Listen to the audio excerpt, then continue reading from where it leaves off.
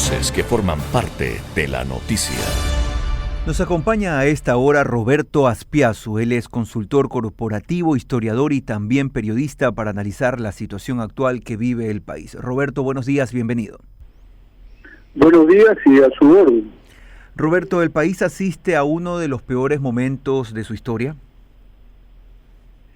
En verdad es un momento crítico, pero a lo largo de más de 4 décadas, desde el retorno al orden constitucional en 1979, hemos enfrentado situaciones de esta naturaleza de manera excepcional. No ha sido algo común, pero evidentemente no es la primera vez que un gobierno está en situación de jaque por parte de la oposición política, procurando derrocarlo, de manera tal de que, digamos que nada nuevo bajo el sol. Desde luego, como ciudadano, no me gusta la situación que se ha presentado, que creo que ha degenerado innecesariamente por la pugnacidad política, y hoy por hoy, pues evidentemente nos tiene a la gran mayoría de ciudadanos pendientes de ver cuál va a ser el desenlace, y resulta de que el mismo va a tomar todavía 45 días. Qué lástima.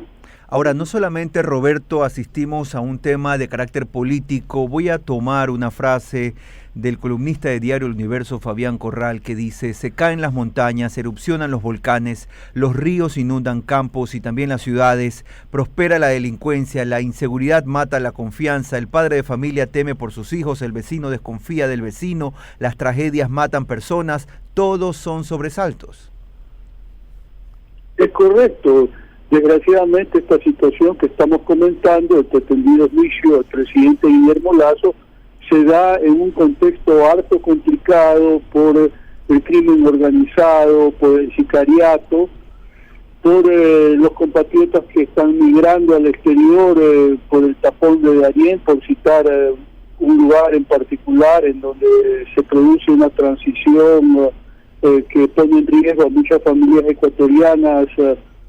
Y bueno, pues el contexto definitivamente es harto complicado por esta circunstancia. La propia economía no avanza conforme a las expectativas en términos de mayor crecimiento económico que permite oportunidades para una mayor cantidad de ecuatorianos, especialmente jóvenes y mujeres.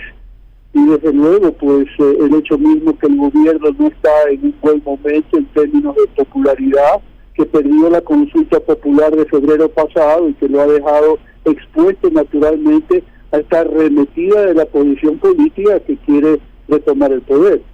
Son las 8:13 de la mañana, estamos conversando con Roberto Aspiazu, periodista y consultor corporativo. Roberto, Guillermo Hidalgo lo saluda. Un cuento que hemos escuchado muchísimo en los últimos meses, y por no decir en los últimos 2 años, es que el presidente Lasso se venía preparando por 10 años para gobernar. ¿Se le olvidó la clase que debía tomar sobre política para manejar el país? Evidentemente que ha habido un déficit en cuanto a la gestión política. Nosotros particularmente, cuando se cumplió el año de gobierno en 2022, sostuvimos la posición de que el gobierno tenía que renovarse integralmente para procurar mejores y mayores ejecutorias en distintos ámbitos, pero finalmente el presidente Lasso optó por mantenerse con el mismo círculo íntimo de soporte que lo había acompañado a lo largo de 10 años de campaña presidenciales, cuando se necesitaba el aporte de gente que tuviera una perspectiva, una visión distinta, como en el caso particular del nuevo ministro de Gobierno, Henry Cucalón, que creo que le está aportando a la gestión política con su vocería debidamente sustentada, orientada, de manera tal de que ha habido errores de parte y parte. Es decir, estamos como ecuatorianos abocados a una situación en la cual hay muchas corresponsabilidades por el lado del gobierno, pero naturalmente también de la oposición, que finalmente pretende llevar a cabo un juicio político sin el debido sustento. Roberto, ¿usted cree, digamos que pasa el juicio político, digamos que el presidente es destituido, ¿usted cree que esto va a ayudar al país? ¿Cree que el vicepresidente Borrero estaría listo para tomar las riendas de este país? Mire, entramos en un terreno muy hipotético. Correcto. Primero nos toca esperar y ver qué es lo que pasa. Por ahora decir de que sí, he quedado un poco sorprendido por la falta de decisión de la Corte Constitucional de finalmente lavarse las manos y enviar un informe en donde la responsabilidad presunta del Ejecutivo, diga el presidente Lasso, es muy acotada y desde luego hace más aún frágil, deleznable el contenido mismo del juicio político. Ahora creo que es momento de ver cómo va a jugar la opinión pública tomando partido alrededor de la polarización de los actores políticos y qué influencia eso podría tener en el desenlace de la votación. Pero hay que tener presente que en junio del año pasado estuvieron apenas, si mal no recuerdo, a 4 votos de conseguir la mayoría para dar paso a la destitución del presidente, y ahora resulta que el bloque del Partido Social Cristiano está aliado con los correístas, así que en términos de suma y resta, la posibilidad que el gobierno pueda conseguir los votos que requiere para salvar la presidencia de Guillermo Lasso, eso está en duda, ¿no? En esa misma línea, Roberto, ¿usted tuvo la oportunidad de observar el contenido de la cadena nacional que a propósito el presidente de la República emitió en la jornada de anoche?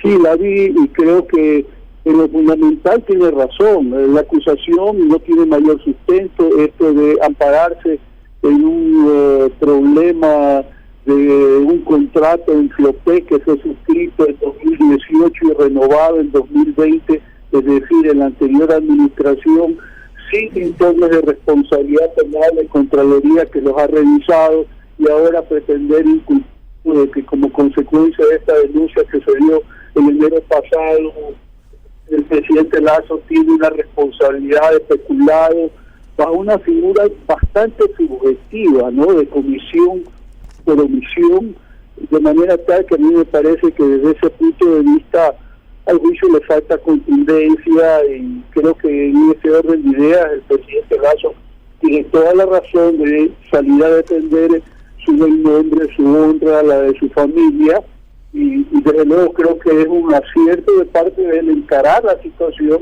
y haber tomado la decisión de ir al juicio político y presentarse ante la Asamblea Nacional. Muy claro. Finalmente, Roberto, llamó la atención también en ese contenido de su discurso el hecho de que el presidente no haya tomado alguna mención respecto al complicado momento que vive el país en términos de violencia delincuencial y otros aspectos muy importantes para la ciudadanía en general.